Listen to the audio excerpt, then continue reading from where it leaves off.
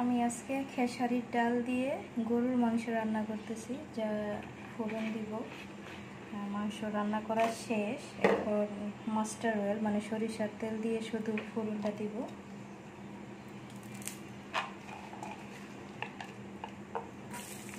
এটার জন্য একটু রসুন আর একটা শুকনো মরিচ দিয়ে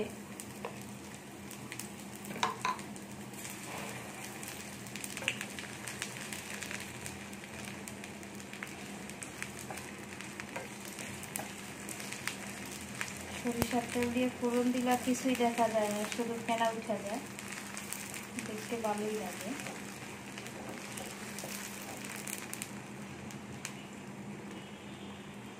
একদম রসুনটা লাল লাল করে একটু ভেজে নেব।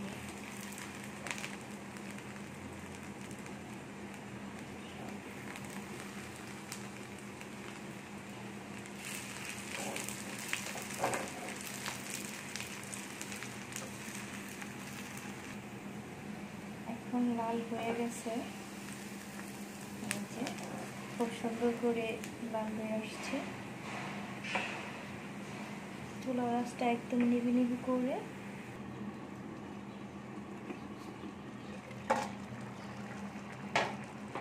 মাশাআল্লাহ কালারটা খুবই সুন্দর আসছে। ফোড়নটা দিয়ে দিব।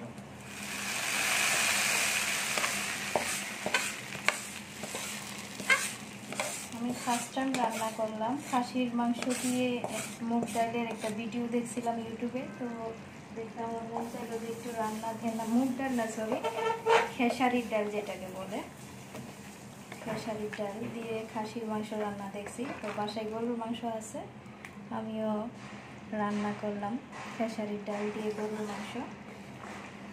রান্নাও খুব সুন্দর বের হয়েছে। খেসারির ডালটা একটু টাইলা 20 মিনিট ভিজিয়ে রাখছিলাম। আর গরুর মাংস আমরা যেভাবে নর্মালি রান্না করি ঠিক এইভাবেই রান্না কইরা অনেকক্ষণ কষায় নিছি, বুনা বুনা করে কষায় নিছি। কষায় নেওয়ার পরে ডাল দিয়ে আরও কিছুক্ষণ জাল করে ঘন করে নিয়ে জাস্ট এই যে ফোড়ন দিয়ে দিলাম, হয়ে গেল খেসারির ডাল দিয়ে গরুর মাংস বোনা।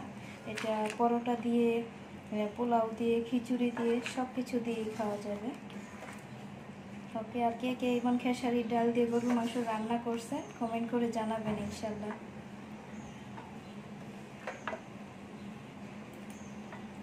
মুগ ডাল দিয়ে গরুর মাংস খাইছি, কিন্তু খেসারির ডাল দিয়ে আজকে প্রথম খাবো। সম্পূর্ণ রান্না করা শেষ। এখন জাস্ট আমি ফোড়ন দেওয়ার পরে গরম মশলার গুঁড়াটা একটু দিয়ে দিব, আর ভাজা জিরার গুঁড়া দিয়ে কিছুক্ষণ নিভিয়ে আছে জাল করে জাস্ট গ্রানটা ছড়ানোর জন্য অপেক্ষা করবো, পরে বন্ধ করে দিব চুলাটা।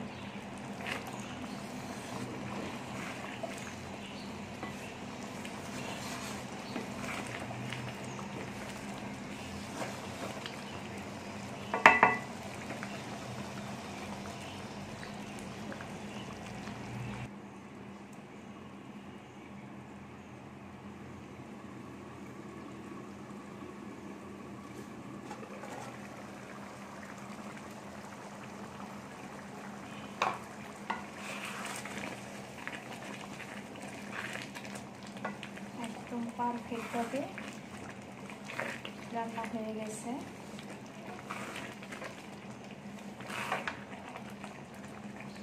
মাশাআল্লাহ খুবই সুন্দরভাবে কুক হয়েছে।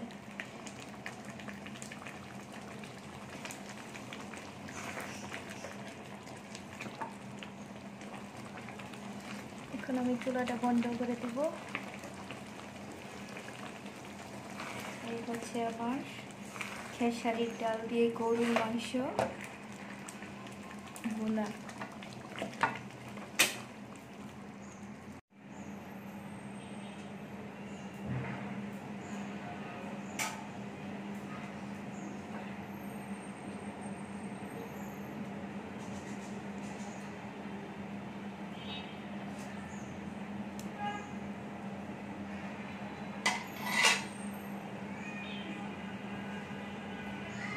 পারফেক্ট।